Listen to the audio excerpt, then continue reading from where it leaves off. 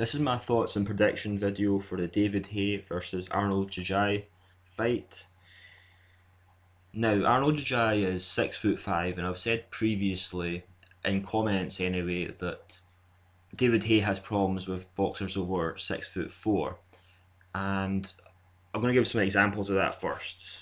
Nikola Valuev, 7 foot tall, 85-inch reach. David Haye kind of struggled in that fight. Some people think it's a controversial decision, but David Haye managed to get a majority win over Nikola Valuev, and that's how he got his WBA belt. Then Audley Harrison was the next big guy he fought after that in the heavyweight division. That was his warm-up fight for Wladimir Klitschko. Audley Harrison, 6'5.5" with a 86-inch reach. Then obviously, yes, he knocked him out in the third round, but he looked less than impressive up till then. Yes, I know boxers struggle with larger opponents, especially when they've got a freakish 86-inch reach like Audley Harrison, and he was on a defensive mode. I mean, Audley Harrison was scared of him. Then you got Wladimir Klitschko again, 6'6", 81-inch reach, and Wladimir Klitschko beat him 118 to 108 unanimous decision. So these are the three, really tall guys that David Haye's fought as a heavyweight so far.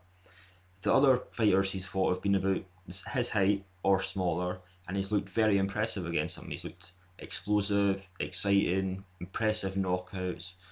What people really expect when they go to see David Haye. So when they went to see the Nikola Valuev fight, Wladimir Klitschko, some people even the Audley Harrison fight, they weren't that impressed with David Haye during that, and that's the reason. He's struggling, even though he's really fast, even though he's got freakish reflexes, even though he's got amazing footwork and punching power, he's still using that to compensate for the lack of height and reach that he does have.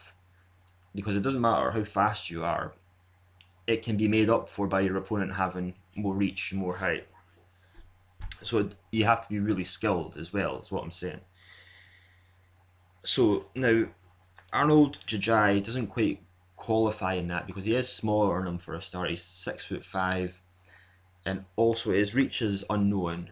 I seriously doubt he's got a big, massive 85 or 86-inch reach like Valuev or Harrison. I mean, I really don't see that. Most likely, something like an 80-inch reach sounds about right for him. So he's not got the same kind of reach, and he's not got the same kind of height as the previous boxers that he's had problems with. And the closest one to his height and reach is Wladimir Klitschko. And Wladimir Klitschko himself is a very fast boxer with good footwork.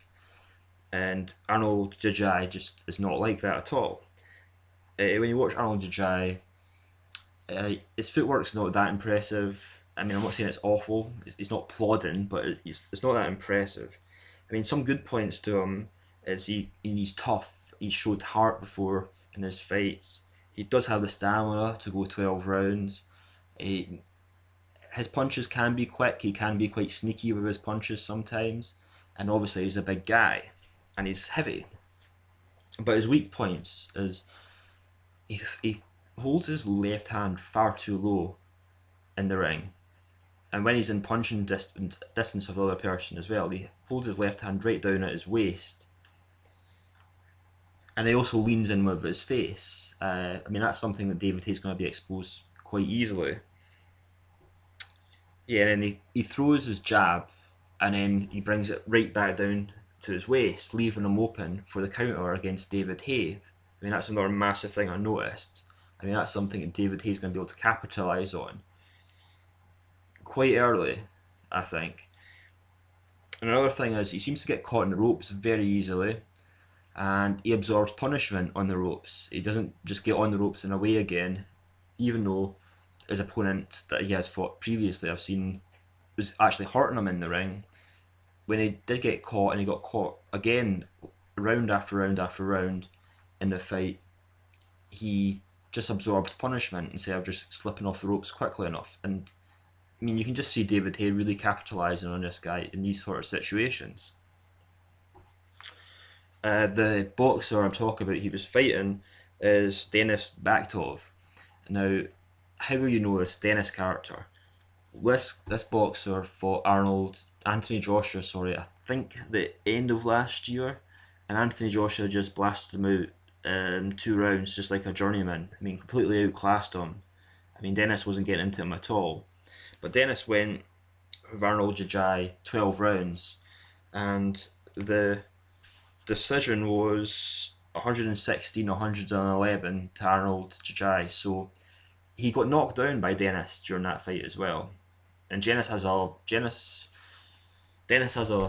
of losses on his record. He's not a amazing heavyweight. Just like I said, he got knocked out there within 2 rounds against Anthony Joshua, and he lost rounds against Dennis.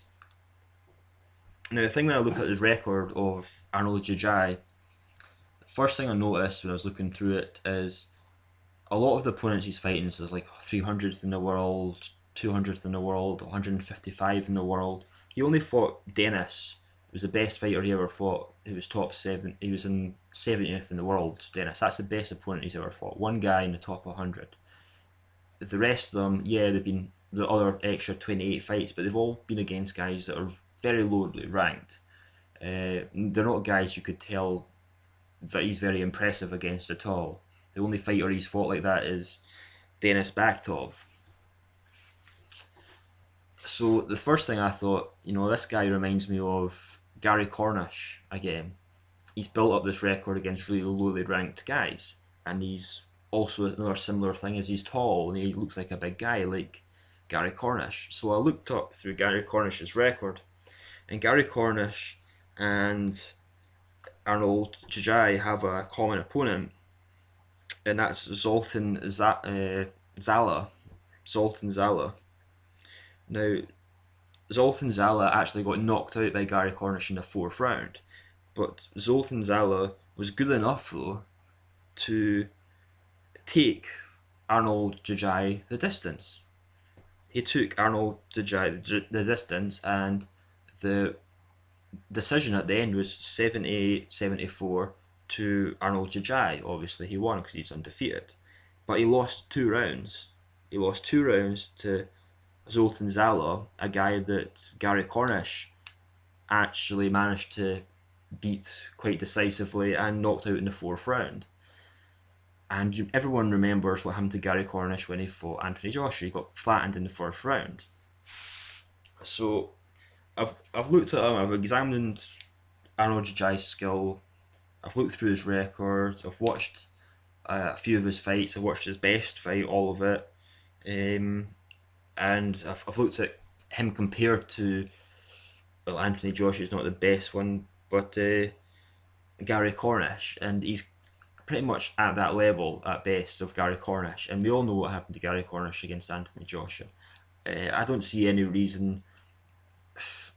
I really cannot see this guy going past 2 rounds with David Haye, unless David Haye wants to carry him and give a little bit more, boxing for your money to the fans. Because this guy has too many faults with his skill. I mean, leaning forward, keeping your face out, keeping your left hand right down to your waist. It's just an invitation for David Haye to come in and knock you out.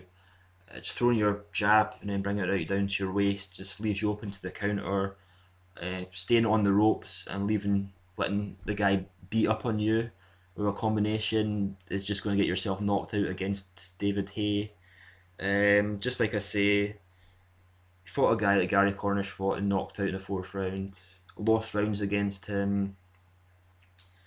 It just does not look good for Arnold Gjergjaj at all in this fight. I can't see any way he can get past 2 rounds with David Haye, unless David Haye massively deteriorates since fighting Mark Demori, because Mark Demori and Arnold Gjergjaj pretty much on the same level. Yes, Mark Demori on BoxRec wasn't ranked in the top 100, and Arnold Gjergjaj's 30th in the world, but the record is very similar, apart from Arnold Gjergjaj beating a guy that's called Denis Baktov, who's now ranked 70th in the world, but probably at the time was ranked maybe around 50th in the world, and that's earned Arnold Gjergjaj's placed 30th in the world in BoxRec.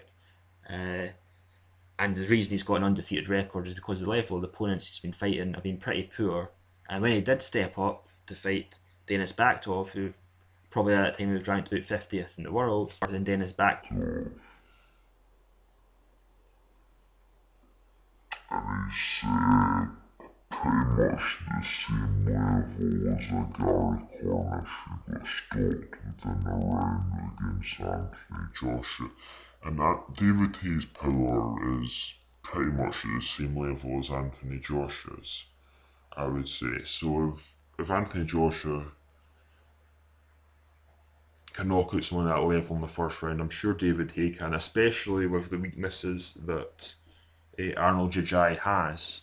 I mean, I think Gary Cornish has a lot more skill, has a better defence, better footwork than Arnold Gjergjaj, to be honest with you. I just cannot see how David Haye can not flatten this guy within a couple of rounds. That's all I've got to say.